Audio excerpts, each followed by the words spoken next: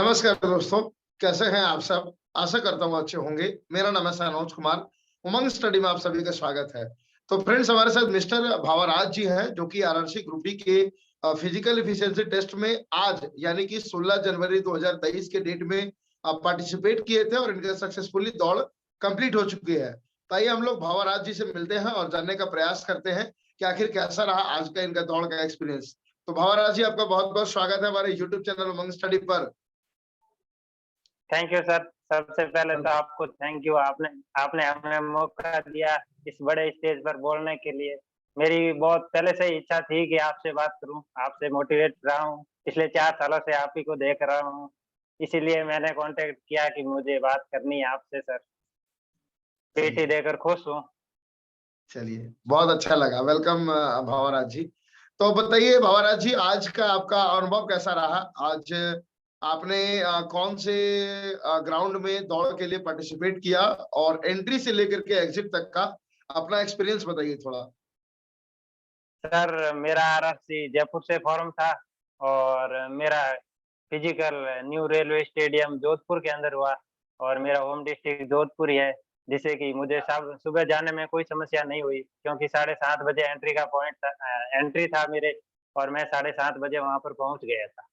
वहाँ पर जोधपुर में एंट्री का सिस्टम है, जिनका रिपोर्टिंग टाइम है उसके हिसाब से बुलाते हैं। 7:30 बजे सबसे पहले अल्फाबेट के हिसाब से बुलाते हैं, जैसे ए वालों को पहले बुलाएंगे, बी वालों को बाद में बुलाएंगे। वैसे जेड वालों का नंबर 7:30 वालों का 8:30 तक आया। 7:30 बजे मेरा भी, लकीली मेरा नाम बी से स्टार्ट हो रहा है तो शुरू में ही मेरा नंबर आ गया। और अंदर जाने के बाद जो बाहर फॉर्मेलिटी होती है वही की। डॉक्यूमेंट में किसी तरह की कोई समस्या नहीं है, बस आधार कार्ड चाहिए और वोटर आईडी साथ हो तो अच्छा है, फोटो, एडमिट कार्ड और वो सेल्फ डिक्लेरेशन फॉर्म है उतना ही चाहिए। बाकी स्टाफ बहुत हेल्पफुल है, सब कुछ मोटिवेट करते हैं। अंदर जाने के बाद आपका बायोमेट्रिक होता है, जैसे ही सक्सेसफुल बायोमेट्रिक हो जाता है तो आपका फिंगरप्रिंट ले लिया जाता है और वहाँ पर जाते ही सबसे पहले आपके चेस्ट नंबर लगा दिए जाते हैं। 4-5 बंदे वहाँ होते हैं। चेस्ट नंबर लगाने के बाद लगातार हमारे चिप का काम हुआ। दोनों पैरों में चिप लगा दी और चिप फिर वो उन्होंने ऑनलाइन की चिप। चिप को इतना टाइट बाँधते हैं कि कुछ लोग डरते हैं कि चिप गिर ना जाए, क्या हो, क्या पता चिप पकड़ेगी, नहीं पकड़ेगी, खराब ना हो। जिनका पहली बार पीटी होता है, उनको डर होता है। मेरे को वैसे 4-5 बार ऐसे चिप वाली पीटी का एक्सपीरियंस था, तो मुझे कोई डर नहीं था। तो उसके बाद आपका चिप लगाने के बाद एक बार फिर बायोमेट्रिक होगा। वो देखते हैं कि ये बंदा वही है जिनका पहले बायोमेट्रिक हुआ है, वो मैच करते हैं। उसके बाद बायोमेट्रिक कंप्लीट होने के बाद वहाँ जोधपुर में अच्छी व्यवस्था है, आप पानी पी सकते हो, टॉयलेट भी जा सकते हो और अपने जूते खोलना चाहो तो जूते खोल के दौड़ो, नहीं जूते खोल के ऐसे जूते में दौड़ना चाहो तो जूते में दौड़ सकते हो। उसके बाद आपके सब कुछ करने के बाद वो 100 मीटर का होता है जिसमें 35 किलो का कट्टा लेके भागना होता है। उससे पहले आपके अंगुली पर ऐसा निशान लगाया जाता है, जैसे वोटिंग करते हैं तब लगाते हैं वैसा लगाते हैं। और अंदर जाने के बाद आपको वो कट्टा 3 फीट की हाइट पे रखा होता है और टेबल काफ़ी बड़ी होती है। अगर कट्टे के ऊपर कट्टे भी रखे होते हैं जो 4 फीट की हाइट तक चले जाते हैं, उनको उठाना काफ़ी आसान होता है। यहाँ प्लास्टिक के कट्टे थे, जिसे सर कहीं पर जूट की बोरी थी, कहीं पर प्लास्टिक के कट्टे थे, लेकिन जोधपुर वालों के लिए मैं जिनका आगे पेटी है उनको बता दूं कि प्लास्टिक के कट्टे और ऊपर से बांधे हुए हैं जिनसे पकड़ने में तो कोई दिक्कत नहीं होती है। ऐसे नहीं है कि पूरा पैक पैक नहीं है, आपको पकड़ने में कोई दिक्कत नहीं होगी, उठाने में कोई दिक्कत नहीं होती। हल्का ही होता है 35 किलो का, आपके मन में डर होता है। बस यही रखना है कि स्टाफ वहाँ बोलते रहता है कि मैं तो सर वैसे ही थोड़ा फास्ट था और तेज चलने की कोशिश में काफ़ी तेज चल रहा था। स्टाफ बोल रहा था कहाँ भाग के कहाँ जाना है? भई 1 मिनट है आपके पास, 1 मिनट में आप आराम से कर लोगे। और मेरा लगभग मैंने मन में गिन रहा था कि सेकंड गिन रहा था कहीं 120 सेकंड से ऊपर ना हो जाए। डर होता है सर थोड़ा बहुत कि आप यहाँ तक पहुँचे हो, अब पीछे ना रह जाओ। तो मेरे लगभग 50 सेकंड मन में मैंने तब तक काउंट किए, तब तक मेरा पूरा हो गया। जैसे ही आपका वो पूरा हो जाता है, वहाँ सीधे ही आपको भेज दिया जाता है पीटी ग्राउंड पे। और जोधपुर में ये सिस्टम था, ऐसे कोई बैच-वैच का सिस्टम नहीं था कि इतने बैच का एक साथ रनिंग होगी। जैसे-जैसे बंदों का बायोमेट्रिक होता, जिनका जल्दी अंगूठा मान लेता वो जल्दी चले जाते, जिनका 3-4 बार में ट्राई करने के बाद मानता, उनका 3-4 बार में होता था, फिर उनको टाइम लगता था। मेरा सब कुछ लकीली बहुत भगवान की कृपा से सब कुछ ठीक हुआ और वहाँ से जैसे ही आपने इकट्ठा रखा पीटी की तरफ भेज देते हैं। जैसे 2-3 बंदे गए, वो बोलते हैं कि आप पहले बता देते हैं कि आपको 3 राउंड निकालने हैं और मैं बता दूँ कि 333 मीटर का 1 राउंड था। 1 किलोमीटर के लिए आपको 3 राउंड निकालने थे। ग्राउंड बहुत अच्छा था, अंदर घुसने के बाद मैंने सोचा पहले सब लोग सोचते हैं कि 20 का बैच होगा, 50 का बैच होगा। मैंने भी सोचा 50 बंदे साथ भागेंगे, कैसे भागेंगे? लेकिन जोधपुर में ये सिस्टम नहीं था। 5 बंदे भाग गए, भागे, फिर 4 बंदे पीछे आए 2 मिनट बाद, तो उनको चाहिए दिया क्योंकि आपको 3 राउंड निकालने हैं, चिप काउंट कर लेती है और चिप में आपको डरना नहीं है, किसी को भी डरना नहीं है, चिप का काम चिप करेगी। आपको ऐसे नहीं है कि वो जो रखी होती है पट्टी उसपे 4-5 पैर पटक के जाने हैं। 2 पट्टियाँ रखी हुई है और इस हिसाब से रखी होती है कि आपका पैर एक तो आ ही जाएगा। आप कितना ही लॉन्ग जंप करो तो भी एक पैर तो आ ही जाएगा। उसके बाद मेरा पीटी था, थोड़ी बहुत घबराहट थी कि दौड़ कैसे होगी, क्या पता? यहाँ भी अच्छी होती थी रनिंग, 4 मिनट में हो जाती थी। लेकिन डर तो सबके होता है कितना मिनट लगेगा, क्या सबकी उम्मीद होती है, 4 साल से फॉर्म भरे हुए बैठे हैं कि क्या होगा, क्या नहीं होगा।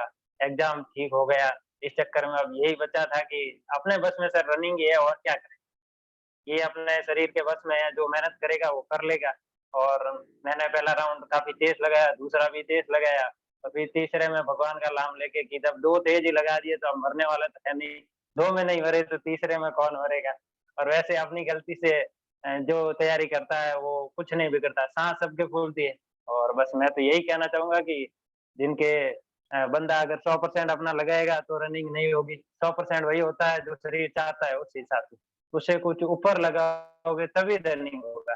100% से कुछ नहीं होता। आपका मन कहता है कि यहाँ रुक जाएँ, यहाँ धीरे कर लें, साँस फूल रही है, सबकी फूलती है साँस, उसमें बड़ी बात कौन-सी? साँस फूले, उसके बाद हिम्मत रखे और बंदा भागे, तो फिर वो रनिंग होती है, फिर वो पास कर पाता है। ऐसे ही पास होता है, नहीं तो यहाँ जोधपुर में पास-फेल का रेशियो 75% 70% पास हो गए थे, 25% फेल हुए थे। फेल वाले होने वाले बंदे वही थे कि धीरे हो जाए और मेरे साथ काफ़ी बंदे थे, वो भी मोटिवेट कर रहे थे, मैं भी मोटिवेट कर रहा हूँ। मेरा फिजिकल वैसे सर कोई आसान नहीं था, पेपर हो गया था, पेपर अच्छा हुआ, आंसर की भी आ गई ठीक था, लेकिन मेरा वेट थोड़ा ज़्यादा था, 92 किलो वेट था, लेकिन आंसर की आने के बाद मुझे लगा कि अब हो जाएगा, तो मैंने फिजिकल के लिए काम करना शुरू कर दिया और 2 महीने के लगभग मैंने फिजिकल की तैयारी की। पहले मेरे स्टार्टिंग में 6 मिनट के समथिंग आते थे, लेकिन मैंने हिम्मत नहीं हारी, रनिंग की लगातार तैयारी की। इसमें बड़े भाई का और मेरा एक दोस्त है, जो आर्मी में है, उन्होंने 1 महीने मेरे लिए इसके फिजिकल के लिए छुट्टियाँ ली और मेरे मेरे को पूरी तरह ट्रेंड किया कि तेरे को बिल्कुल फिजिकल करना है। रोज़ का 15-15 किलोमीटर सुबह 5 बजे उठ के भागना आसान नहीं होता है, क्योंकि अब तक 22-23 साल की एज तक कभी भागने का काम ही नहीं किया, खाली पड़े ही या बैठे रहे, ज़्यादा भागे नहीं और इस तरह सर मैंने रनिंग हो गई और काफ़ी खुश हूँ कि रनिंग हो गई। बस अब यही है बाकी की फाइनल सिलेक्शन हो जाए। वैसे मैं पहले एनटीपीसी की तैयारी कर रहा था, उसकी वजह से एग्ज़ाम भी अच्छा निकल गया और ये पेपर मेरे को ज़्यादा हार्ड नहीं लगा। ये बात है सर। चलिए 92 केजी वजन से आज आपने ग्रुप डी का जो पीटी क्वालीफाई किया है, ये कहीं से भी आपका सफर आसान नहीं रहा होगा। इसको मैं महसूस कर सकता हूँ बहुत नजदीक से। आज भले इस इंटरव्यू में आपकी जर्नी लोगों को आसान लग रही हो, लेकिन ये जर्नी कहीं से भी आपके लिए आसान रही नहीं होगी। यहाँ से स्पष्ट रूप से देखा जा सकता है। वर्तमान में आपकी वजन कितनी है? वर्तमान में लगभग 80 किलो है। सर सभी पापा, भाई सब दोस्त यही कहते हैं कि पहले कितनी मेहनत करो कि बाद में आपको टेंशन ना पड़े। तो टारगेट यही था कि 4 मिनट से पहले कर ले, 2 मिनट का 2 अ, अपने पहले वेट सब उसके हिसाब से डाइट मैनेज किया। रोज़ का 15 से 20 किलोमीटर भागना, वो रूटीन रहता था 6 हफ्ते में भागना, एक एक टाइम का खाना, बाकी सलाद-वलाद खाना उस हिसाब से डाइट को मैनेजमेंट करके वेट कम करना दुनिया का सबसे मुश्किल काम होता है और सब लोगों का सपोर्ट रहा। परिवार वालों का बहुत अच्छा सपोर्ट रहा, दोस्तों का अच्छा सपोर्ट रहा, जो साथ में रहे उनका भी अच्छा सपोर्ट रहा था। सबने मोटिवेट किया कि तू कर सकता है और मन से मैंने यही इच्छा थी कि हो जाएगा, हो जाएगा, हो जाएगा। और बस यही था कि आप मेहनत करते रहो। मेरे को ये डर नहीं था कि टाइम कम होगा कि नहीं होगा। सभी ने यही बोला कि तू 7 दिन भाग, उसके बाद देख अपने आप टाइम कम हो जाएगा। हर हफ्ते मेरा 30 सेकंड, 15 सेकंड कम होता गया। जिनका 4:45 आता था, उन्होंने भी आज रनिंग किया है, जिनका 4 मिनट आता था, उन्होंने भी रनिंग किया। जिनके नहीं हो रहा है, वो डरे नहीं, तो जिनके 5 मिनट आ रहा है, बस आपके ये मत सोचना पहला तेज़ नहीं खींचूँगा, दूसरा तेज़ खींचूँगा। अपना पूरा दम लगा लेना। 5 मिनट आ रहा है, तो वो बाहर आ रहा था, अंदर एक अलग ही जोश था। सर मैं सच में बताऊँ मेरे 3 राउंड निकले, मेरे को पता भी नहीं चला। बिल्कुल पसीने की एक बूँद भी नहीं हुई। मेरे को डर था मैंने पूरा ज़ोर नहीं लगाया होगा, ऐसे मेरे को क्योंकि मैं सिंगल ही बंदा दौड़ा तो शायद जोर से भाग नहीं पाया होगा। क्योंकि यहाँ ग्राउंड में दौड़ते हैं तो साथ वाले लड़के देखते हैं धीरे भागते हैं तो वो बोलते हैं क्या ऐसे क्या धीरे चल रहा है, ऐसे तो पीछे रह जाएगा। वहाँ कोई बोलने वाला नहीं था। वैसे स्टाफ बोलते थे कि भागोगे तो रेलवे के कर्मचारी बन जाओगे। और मैं आपको बता दूं कि आरआरसी जयपुर में जिनके नंबर ज्यादा थे पीटी में वो सीबीटी में जिनके मार्क्स नंबर ज्यादा थे उनको पहले बुलाया सीबीटी के लिए। जैसे आज जिनके फर्स्ट शिफ्ट में था उनके 83 से ज्यादा नंबर थे, मैं सेकंड शिफ्ट में था तो उसके 78 से ज्यादा नंबर वालों को बुलाया। और आज जिन सबका पीटी था उनके 73 से ज्यादा नंबर थे। तो आज जिनका पीटी था जो पास हो गए उनका तो सिलेक्शन पक्का है। बाकी जिनका 1-2 नंबर भी ज्यादा है पीटी वो कर ले। काफी लड़के फेल भी हो रहे हैं। और सर आप भी बता रहे हो कि सब लोग बताते हैं कि कुछ लोग ज्वाइन नहीं करेंगे। मैं भी यही सोचता हूँ। इसमें बहुत बड़ा टाइम लगा है वैकेंसी में। एनटीपीसी में भी मेरे साथ के 5-7 लड़के हम ग्रुप डी की तैयारी कर रहे थे, जिसमें एक का बेंगलोर से लेवल 5 में हो गया और एक का मुंबई से हो गया। 2 बंदे तो ऐसे ही पिछले 10 दिनों में उन्होंने छोड़ दी पीटी। वैसे मेरे को लगता है कि जिनका पीटी हो गया उनमें से आधे बंदे ही आगे जाएंगे, किसी और सर्विस में लग जाएंगे तो सबका नंबर आ जाएगा। बस सभी को यही कोशिश करनी चाहिए कि अपने को पीटी पास कर ले, कैसे भी करके रनिंग कर ले। सबसे हार्ड काम ये रनिंग है, बाकी नर्वस नहीं होना है। इसमें घबराना क्या है, एंजॉय करना है। 3 राउंड को मजे से एंजॉय करो। जिंदगी का चौथा राउंड आपका शादी का ही होगा, जिनकी शादी होनी है। बाकी बस यही जोश रखना है कि मेरे को 3 राउंड मजे से करना है, प्रेशर नहीं लेना है बिल्कुल भी। और मैंने भी प्रेशर नहीं लिया क्योंकि मैं इससे पहले कम से कम 100 बार 1-1 किलोमीटर की रनिंग कर चुका हूँ, इसीलिए मेरे को बिल्कुल भी डर नहीं। कट ऑफ से कितने ज्यादा मार्क्स हैं आपके? सर 20 नंबर के समथिंग है। नहीं, तब तो आपकी डेफिनेटली आपने आज दौड़ पास किया।